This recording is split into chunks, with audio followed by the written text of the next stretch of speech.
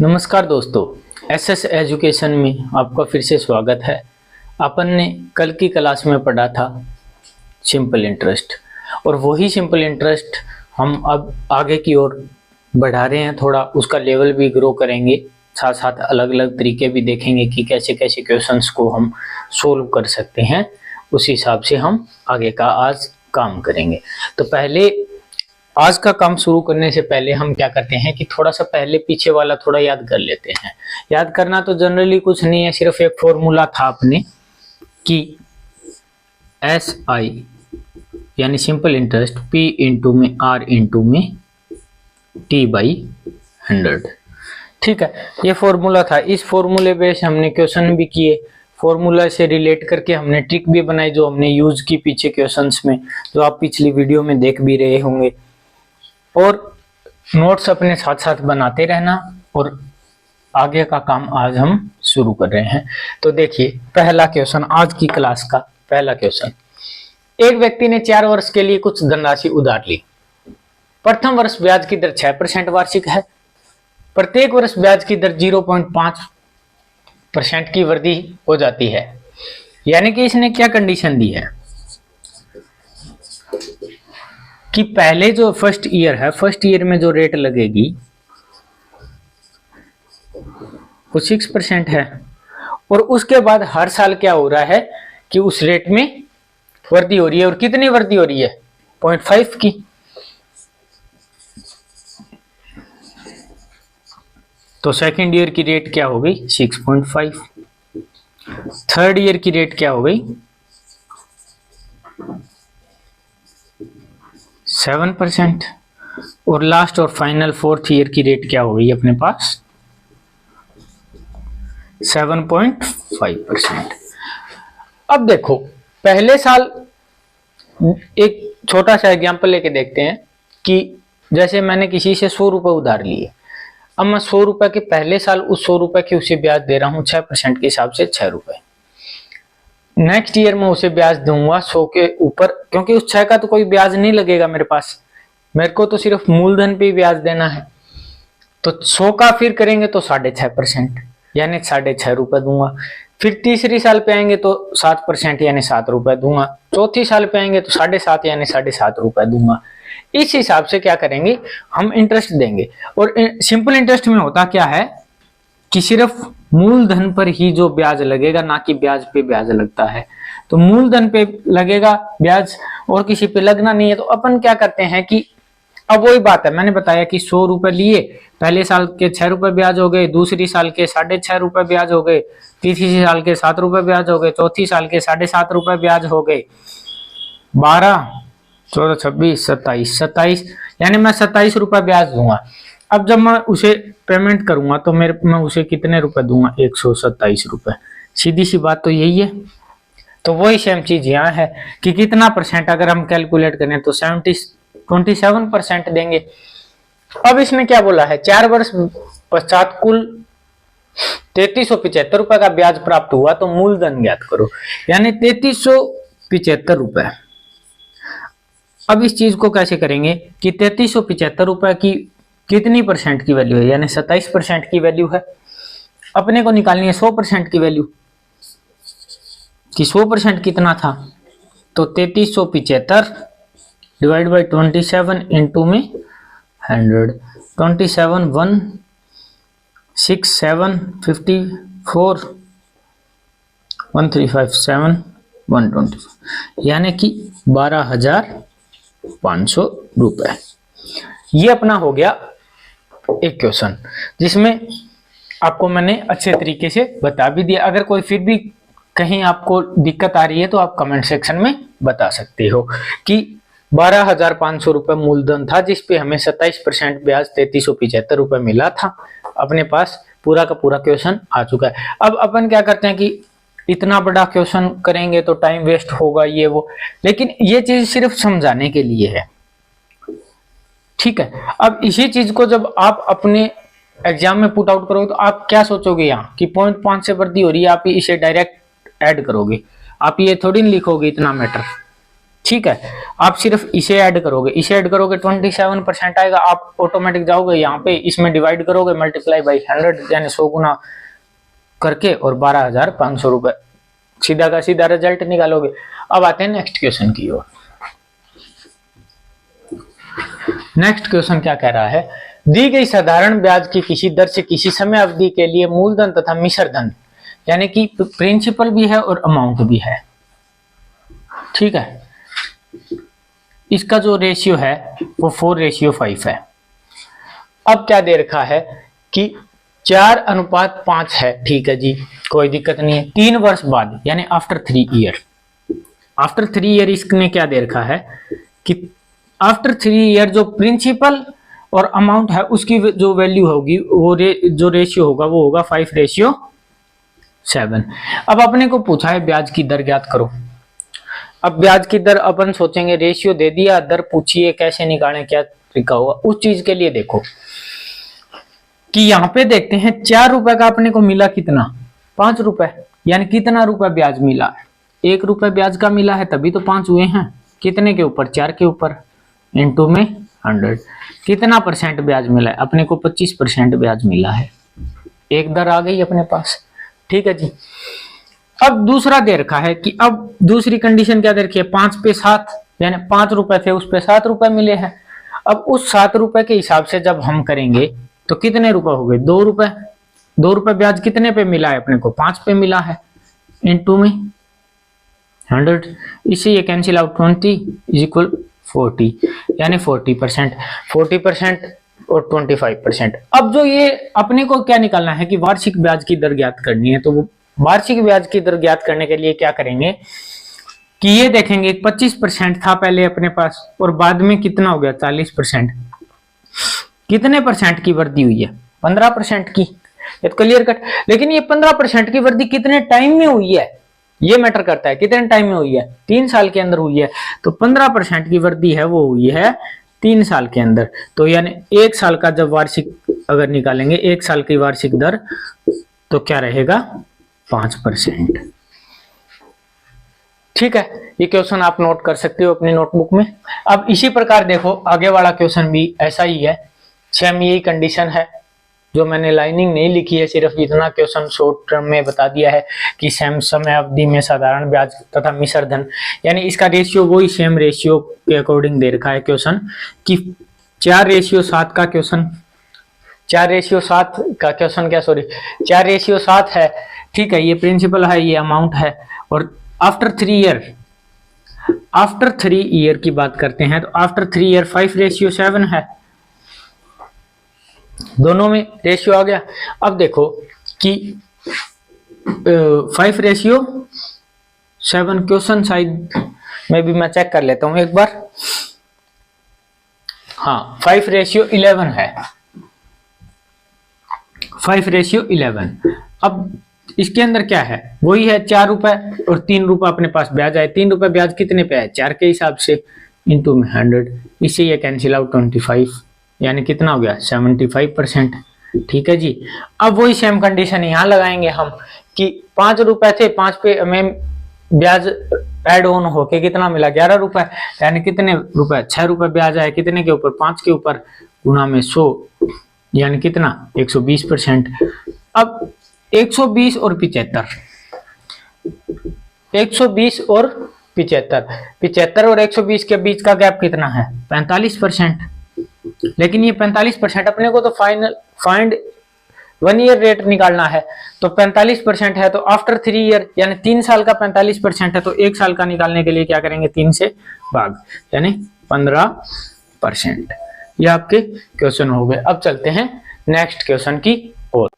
अब देखो आगे अपना क्वेश्चन नंबर 4 है, जो क्वेश्चन नंबर 4 क्या कह रहा है कि किसी निश्चित राशि पर 12.5 वर्षों का साधारण ब्याज इस राशि का 3/4 है, तो ब्याज की दर ज्ञात करो। अब एक तरीका तो पहले हम कर लेते हैं फॉर्मूले बेस, मतलब है तो वो भी फॉर्मूला बेस ही, लेकिन एक तरीका तो ये कि माना हमने मूलधन मान लिया 100 रुपए है, जो मैंने आपको पीछे के क्वेश्चनों में पीछे वीडियो में करवाया भी है पार्ट 1 के अंदर, कि मूलधन 100 रुपए है, रेट अपने को निकालनी है, टाइम अपने पास है 12.5, 12.5 को लिख सकते हैं हम 25/2,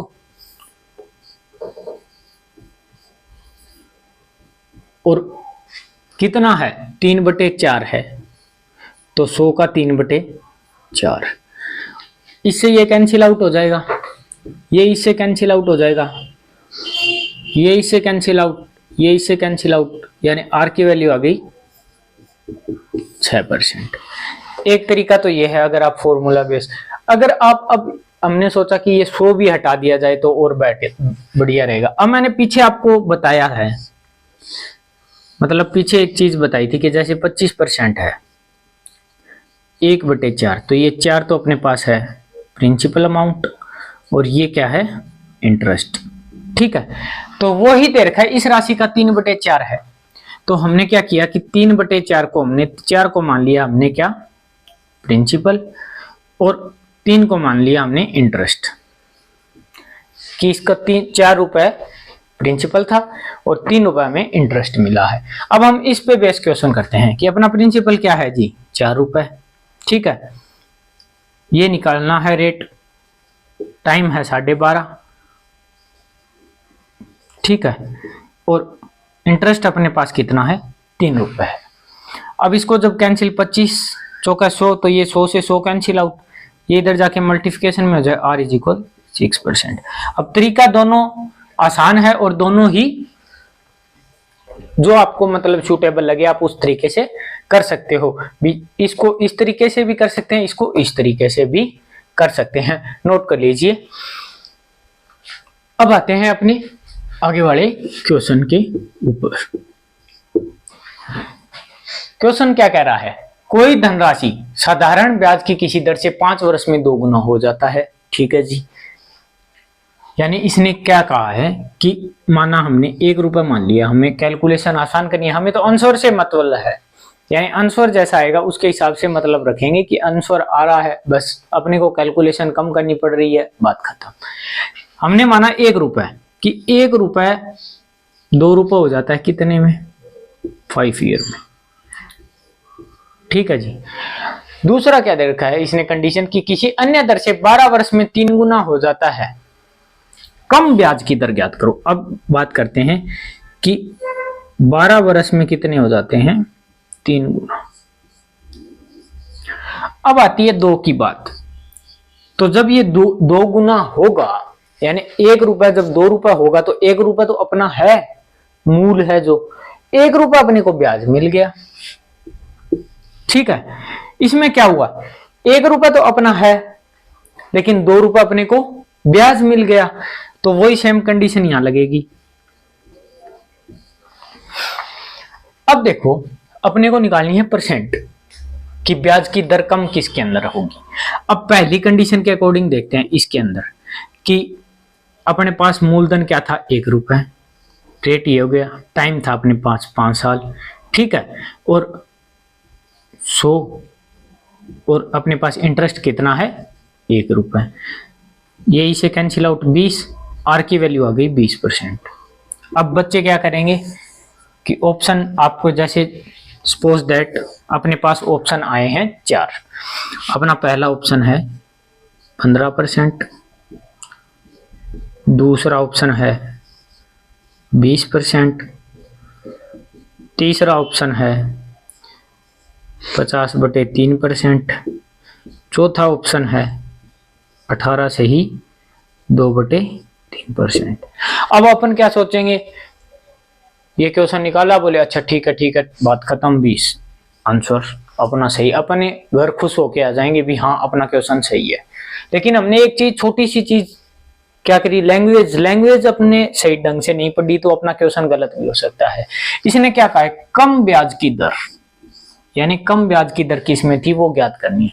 अब अपन ने 20 निकाला, अपने को ऑप्शन 20 दिखा, अपन ने टिक किया, बोले चल पड़े आगे, अपने हिसाब से तो क्वेश्चन सही है, लेकिन ये लैंग्वेज के अकॉर्डिंग ये क्वेश्चन गलत है।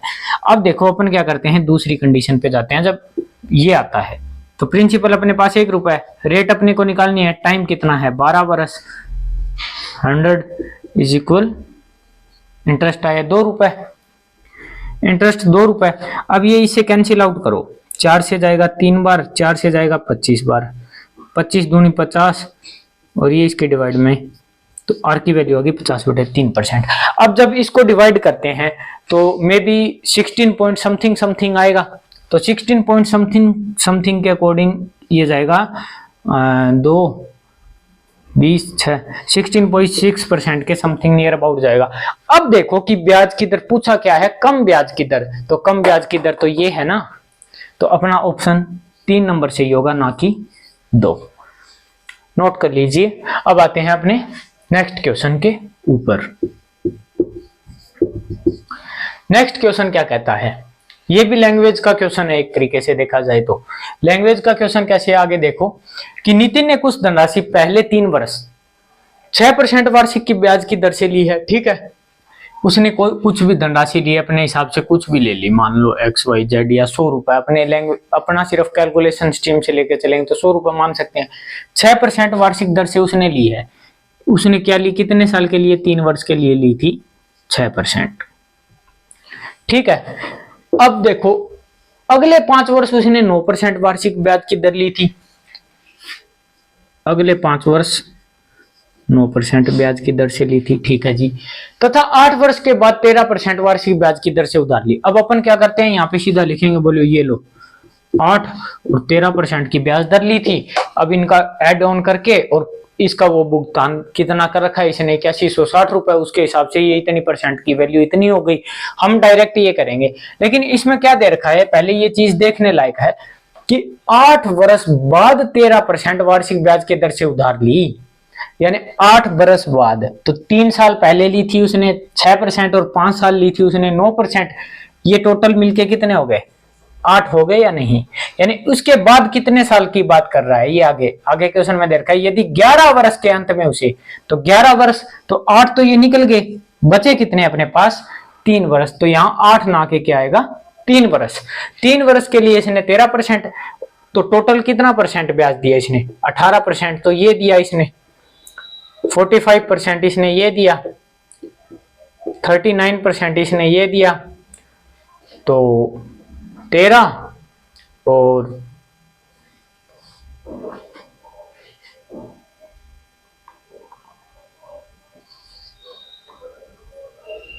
3 4 7 9 1 10 102%। 102% ब्याज दिया। 102% की वैल्यू कितनी आ रही है अपने पास, देखो 102% की वैल्यू आ रही है अपने पास 8160 रुपए। लेकिन अपने को क्या उधार ली गई राशि बतानी है, यानी 100% की वैल्यू बतानी है अपने को, तो 102% की नहीं बतानी। तो या तो अपन उस तरीके से कर सकते हैं, या इसका मल्टीप्लिकेशन चेक कर सकते हैं कि ये मल्टीप्लिकेशन पे आ रहा है या नहीं। कैलकुलेशन तो अपने हिसाब से कर सकते हैं। अब 102 का अगर 7 से किया जाए तो 7 14 1, ठीक है। 102 का जब हम 8 से करेंगे 16 816 पूरा आ रहा है, कितना 2 8 और 0, यानी 80। 102% 8160 है, तो 80 गुना पे बैठा है, तो 100 की वैल्यू भी अपने क्या निकालेंगे, 80 गुना के हिसाब से निकाल लेंगे, यानी 8000 रुपए राशि उसने उधार ली थी।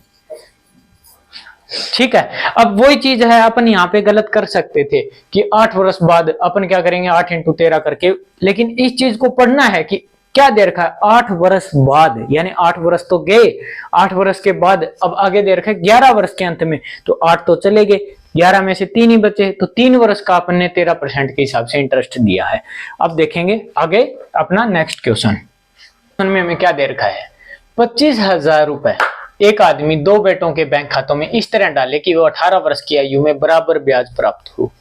ठीक है जी, यदि उनकी आयु 12 वर्ष 14 वर्ष है और ब्याज की दर है वो 5% है, तो छोटे बेटे का हिस्सा ज्ञात करो।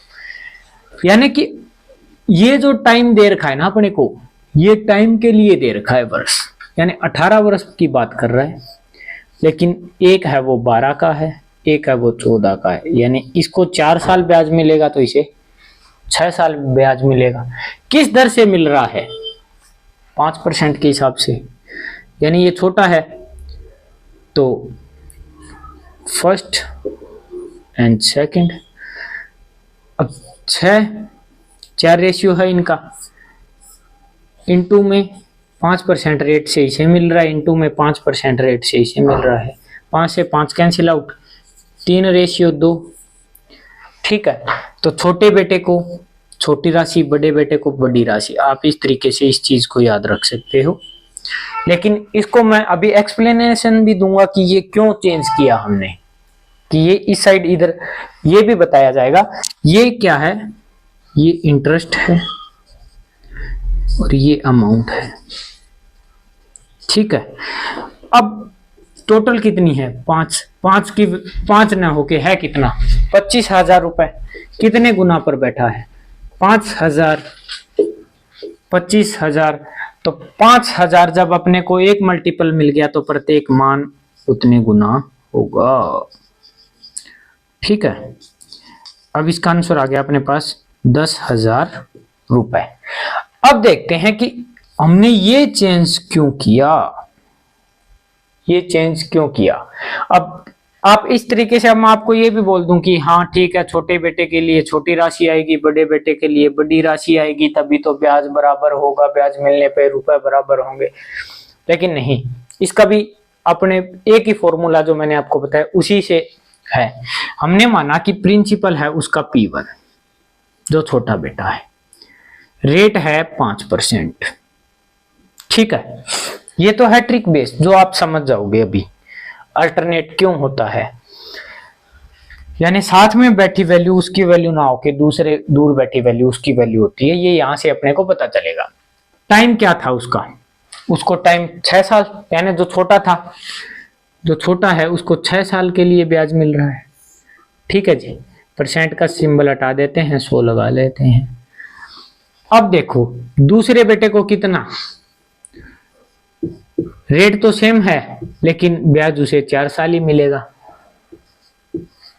ठीक है, 100 से 100 कैंसिल आउट, 5 से 5 कैंसिल आउट, ये 3 और ये 2, यानी 3P1 इज इक्वल 2P2।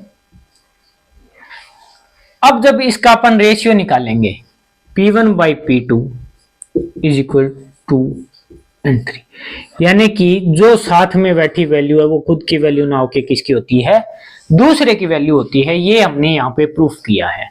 और ये चीज मैंने की है कि 3 और 2 रेशियो था तो ये इसके और ये इसके अकाउंट, यानी जो साथ में बैठी वैल्यू है वो उसकी वैल्यू ना होके दूसरे की वैल्यू होती है। ये चीज मैंने प्रूफ कर दी आपको यहाँ पे कि P1 और P2 की वैल्यू हमने यहाँ चेंज क्यों की।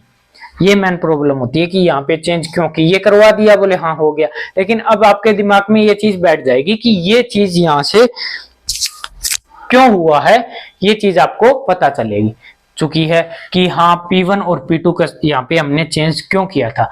अब देखो वही सेम कंडीशन कि P1 और P2 की वैल्यू 5, 3 और 2 और 3 है, लेकिन टोटल वैल्यू कितनी है 5, 5 ना होके है कितनी 25,000, कितने गुना है 5,000 गुना, तो प्रत्येक मान उतने गुना होगा। ये 5,000 और ये भी 5,000, तो ये 10,000 और ये भी 15,000।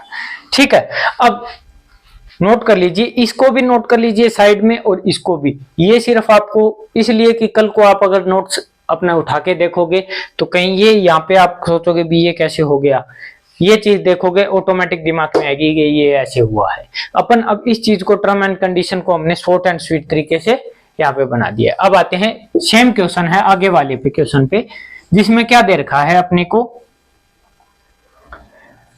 कि वही 75,000 रुपए है, रुपए बढ़ाए हैं इसने नेक्स्ट क्वेश्चन में कि 75,000 रुपए है, 18 वर्ष है और 12 वर्ष का है, दूसरा जो बड़ा है वो 14 वर्ष का है, 5% है। बड़े बेटे का हिस्सा पूछ लिया, यहाँ छोटे बेटे का पूछा था वहां बड़े बेटे का हिस्सा पूछ लिया, तो 75,000 रुपए है।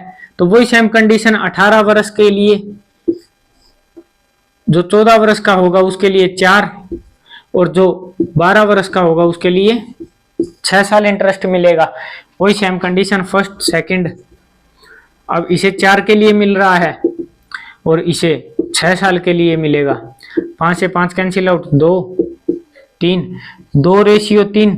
अब वही सेम इंटरचेंज, जब इनका अमाउंट आएगा तो 3 और 2 5, 5 की वैल्यू कितनी है 75,000, 5 ना होके इसकी वैल्यू कितनी है 75,000, जबकि 75,000 कितने गुना पे है 15 गुना पे है यानी 15,000, तो एक मान हमने ढूंढ लिया। जब एक वैल्यू हम ढूंढ लेते हैं तो प्रत्येक मान उतने गुना होगा। तो ये बड़े बेटे की 45,000 रुपए ये बड़े बेटे के अकाउंट में होंगे। अब आते हैं अपने, नोट कर लीजिए इस क्वेश्चंस को, उसके बाद आते हैं आगे वाले क्वेश्चन के ऊपर। इसमें क्या दे रखा है, देखो कि एक आदमी ने तीन स्कीमों में पैसे लगाए हैं। ठीक है जी, कितनी स्कीमों में लगाए? 3 स्कीमों में पैसे लगाए हैं। पहली स्कीम उसे 6 वर्ष के बाद मतलब ब्याज देगी, दूसरी 10 वर्ष के बाद और तीसरी 12 वर्ष के बाद। ठीक है जी, दे देगी। अब क्या कर रखा है कि क्रमशः 10%, 12% और 15% से निवेश किया है, धन निवेश किया है। यानी कि उसने पहली स्कीम है उसमें उसने 6 वर्ष के लिए दिए हैं और कितने परसेंट के हिसाब से? 10% के हिसाब से। दूसरी स्कीम है 10 वर्ष के लिए और 12% के हिसाब से। तीसरी स्कीम में उसने लगाए हैं कितने हिसाब से? 12 वर्ष के लिए और 15% के हिसाब से। ठीक है, तो ये हो गया 60, 120 और ये 12, 15, 30, 0, 3, 15, 3, 18, 180। तो ये 180। अब ये तो दे दिया अपने को, इंटरेस्ट आ गया अपने पास। ये कैंसिल आउट करेंगे तो 1, 2 और 3, ये क्या है अपने पास? इंटरेस्ट है। लेकिन इसने पूछ क्या रखा है कि उसको बराबर ब्याज प्राप्त हुआ, उसको बराबर ब्याज प्राप्त हुआ। या तो आप यहां से बराबर कर लीजिए इसको। ठीक है, जब इसका एलसीएम लोगे 6 तो ये 6, ये 3 और ये 2। ठीक है, या फिर उस निवेश का अनुपात ज्ञात करो। यानी अपने को इंटरेस्ट का तो रेशियो आ गया अपने पास, ये इंटरेस्ट का रेशियो अपने पास आ चुका है। लेकिन अब क्या करना है, निवेश उसने किस हिसाब से किया था उसका अनुपात ज्ञात करना है। तो अभी जस्ट जैसे पीछे क्वेश्चन में मैंने आपको बताया था कि जो पास में बैठी वैल्यू है वो उसकी ना होके किसकी होती है? दूसरे की। तो वही इसलिए अपने यहाँ पे जब प्रिंसिपल का रेशियो निकालेंगे तो या तो इसका एलसीएम लेके आप कर सकते हो कि 6 आ गया तो इनको इक्वल कर दो। बोले 6 तो ये 3 गुना पे बैठा है 3, ये 2। लेकिन अगर आप उस तरीके से जैसे मैंने अभी बताया कि पास में बैठी वैल्यू उसकी वैल्यू नहीं होती, उस प्रूफ के अकॉर्डिंग देखेंगे तो क्या करेंगे? अब 1 है तो 1 की तो नहीं हो सकती, तो 1 की नहीं हो सकती तो दूर बैठी वैल्यू उसकी होगी। तो इसको आप हाइड कर लीजिए। बचे कितने? 2 और 3। 2 और 3 कितना हो गए? 6। अब आते हैं दूसरी के ऊपर। दूसरी में फिर क्या होगा? जो पास में बैठी वैल्यू है वो खुद की वैल्यू नहीं दूसरे की होती है। तो ये 2 को अपन हाइड कर लेते हैं। 3 × 1 3। और जो फिर थर्ड का रेशियो निकालेंगे तो 3 को हाइड कर लेते हैं और दूसरी वैल्यू इसकी वैल्यू होगी 2 × 1 2, तो 2। अब अपने पास रेशियो आ गया 6:3:2। ये है आज का अपना क्वेश्चन। तो अब देख सकते हैं, अब अपन क्या करते हैं, एक थोड़ा सा मैं आपको एक्स्ट्रा चीज बता देता हूं कि ये बीच बीच में थोड़ा थोड़ा आपको कैलकुलेशन वगैरह का बताता रहूंगा। अब आप उस चीज को कॉपी के ऊपर के हिस्से में लिख लोगे ताकि याद भी हो, बार बार नजर में भी आता रहे। कि जैसे 5 की स्क्वायर होती है 25। ठीक है, अब अपन क्या करते हैं, अपन को पता है ठीक है जी 5 की स्क्वायर 25 होती है, याद है। ठीक, 15 की स्क्वायर पे जाएंगे, अपन क्या कहेंगे जी, याद है 225। 25 की स्क्वायर पे जाएंगे, बोल जी याद है 625। 35 की स्क्वायर पे जाएंगे, नहीं याद है, क्या करें। तो इस चीज को अब अपन क्या कर सकते हैं, विद इन सेकेंड के अंदर अपन निकालने की कोशिश करेंगे। और किस तरीके से मैं आपको बता देता हूं। देखो कि अपने को करना क्या है कि जिसके भी लास्ट में 5 हो उस 5 का स्क्वायर कितना हो गया जी 25। उस 5 का स्क्वायर कितना हो गया 25। जो वैल्यू आगे दे रखी है उससे एक आगे वाली का उसके साथ मल्टीप्लाई 1225, यानी इसका आंसर क्या होगा 1225। अब चीज ये इसमें भी ट्राई कर सकते हो। 5 की स्क्वायर हमने लिखी थी 25, 2 से आगे वाली वैल्यू होती है 3, 3 इंटू 2 625। 5 की स्क्वायर कितनी होती है 25, 1 इंटू 2 2। ठीक है, इसी तरीके से अगर अपन 45 की करेंगे तो 45 की स्क्वायर क्या होगी, 25 का 5 का स्क्वायर 25, 4 से ऊपर वाली वैल्यू होती है 5, 20 25। इसी प्रकार अगर 55 की स्क्वायर करेंगे तो 25 और 5 से आगे वाली वैल्यू होती है 6, 6 का मल्टीप्लाई करेंगे तो 6 5 30, 30 25। इस हिसाब से अपन आगे कर सकते हैं। तो आज की क्लास में सिर्फ इतना ही, बाकी हम आगे की क्लासों में करते रहेंगे, आगे आगे और क्वेश्चन बेहतरीन होते रहेंगे जैसे अभी चल रहा है। तो आज की क्लास को हम यहीं समाप्त करते हैं, तब तक के लिए धन्यवाद। Thank you, thanks a lot.